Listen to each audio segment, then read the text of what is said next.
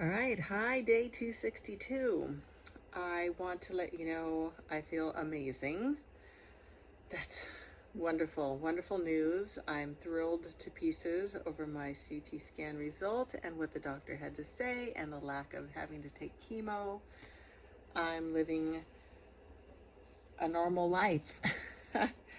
It's weird because it's so normal, and to not have to deal with hospitals every 2 weeks. Actually, it was more than that because I was constantly going in for something else, at least at the beginning, and then it gradually got less and less and less, and all of a sudden I'm very much less. So I'm excited actually for my next CT scan, which I think I said isn't going to be for another probably 2 months, and that will give me the information that we need regarding how my body and the tumor handled the Germany protocol. So I'm living my life. In fact, so much so that this morning I'm in my robe, and this is the first time in, I'm going to say, about 5 months that the geese came up to say hi. It was Daddy. I don't think Mommy was there. I'm not sure. But the babies were there. These are year-old babies now. Not quite a year old, because they're born in like April. Okay, so they're 6, 7 months old. But they've been off. They've been flying. They're doing their thing. Once they've started to fly, they're all gone. So this is their first time returning. So they come up to say hi, and they're all making their little baby sounds again. It's amazing. They're like, and then a neighbor came up, Chris. Hi, Chris. And we were just talking and oohing and awing over the geese.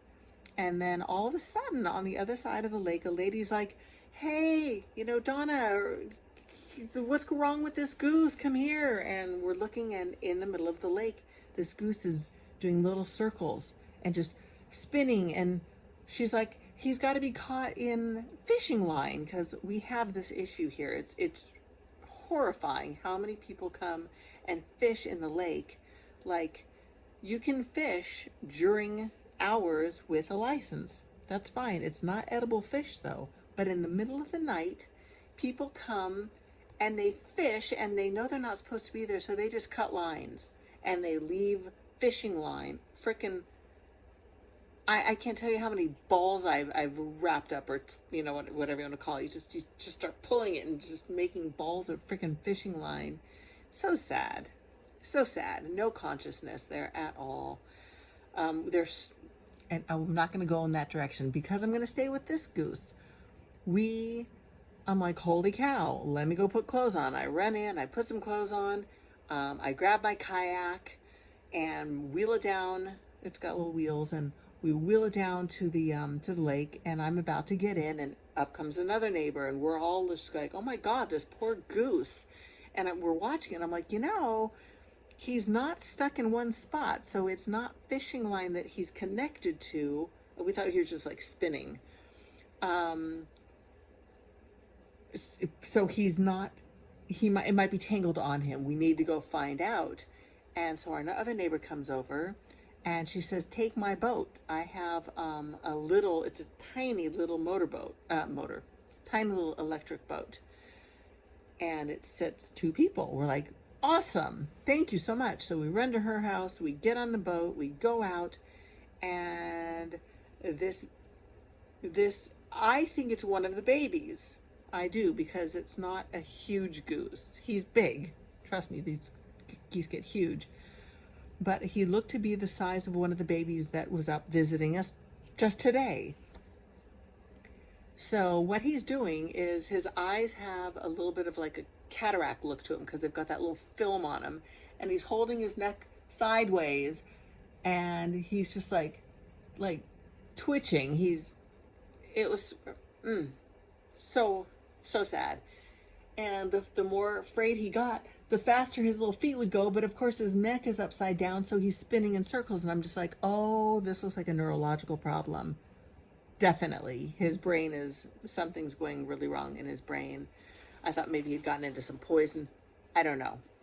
All I know is we need to do something because now I'm involved. Now I'm invested. I brought my clippers with me. I brought a towel to grab him. Without any luck, we go back to where this other neighbor is, Kim, and Chris gets out, Kim gets in, and now I'm driving, and I head over to where he is, and he's just like doing his thing and spinning around. And I said, take the towel and throw it over him, and then you can scoop.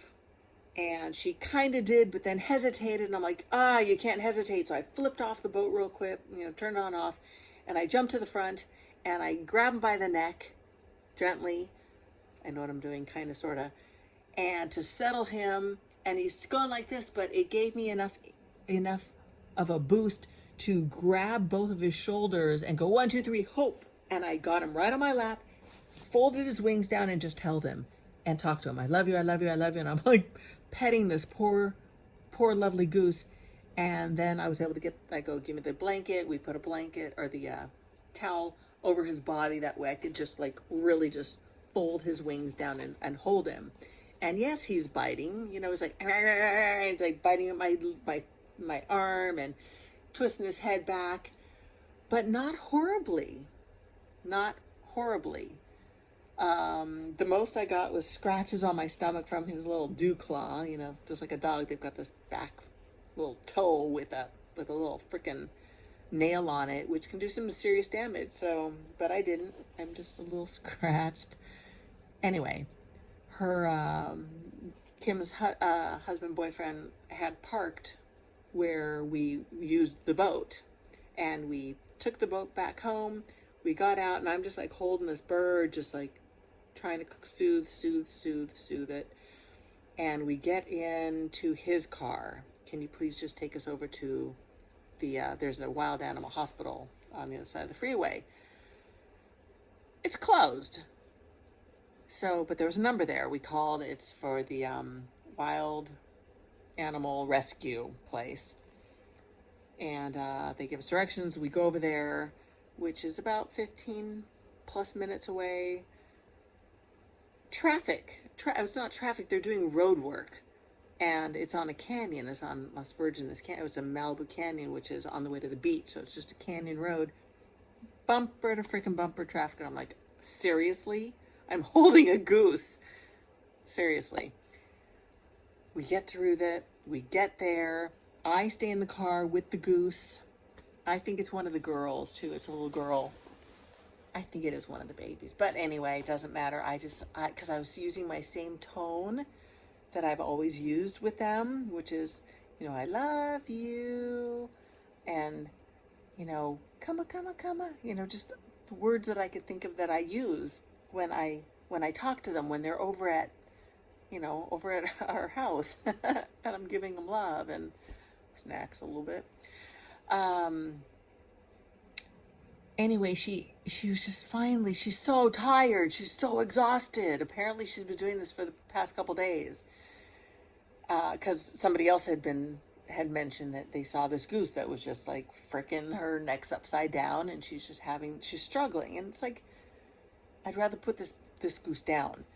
Anyway, I'm in the car and I'm just loving her, and her little eyelid would roll up and she'd put her little head down and like in gratitude for thank you. And then she'd go like this and her neck would go upside down, and I was like, oh, sweet thing. You just gotta relax, please. I love you.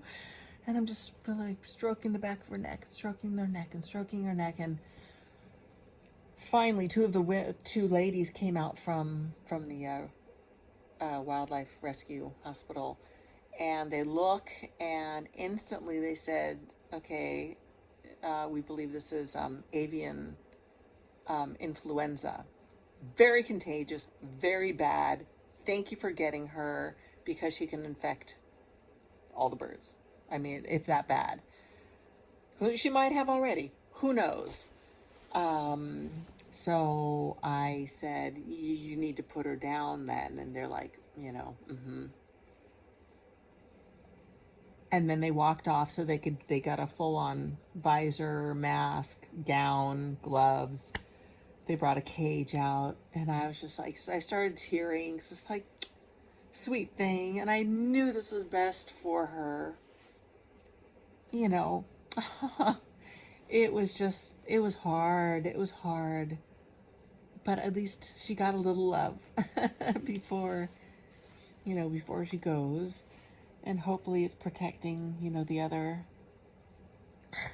I get so choked up.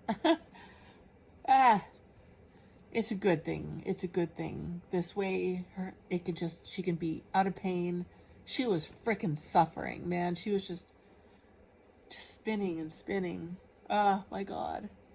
Anyway, I came out of the car and I held her and I said, you need to lift up the cage for me. That way I can just love her. And I just slipped her right into the cage. It was so easy. She knew,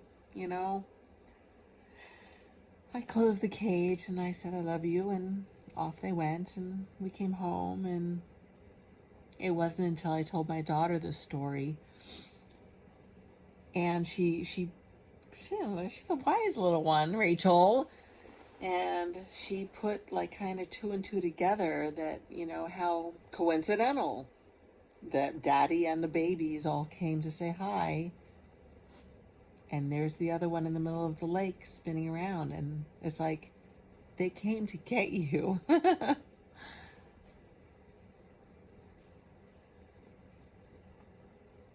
It was sweet.